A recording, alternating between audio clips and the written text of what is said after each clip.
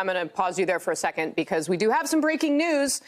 NBC News can now project that Joe Biden is going to win the state of Michigan. As you can see, this is a huge, it is 9:01:48 by our clock here in our Washington, D.C. studio.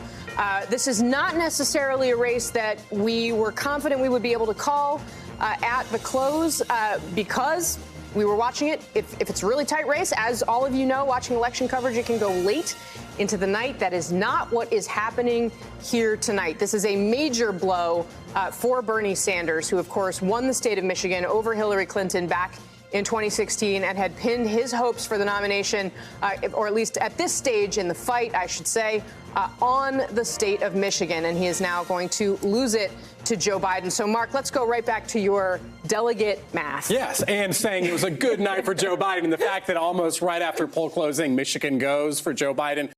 Hey, NBC News viewers, thanks for checking out our YouTube channel. Subscribe by clicking on that button down here and click on any of the videos over here to watch the latest interviews, show highlights, and digital exclusives.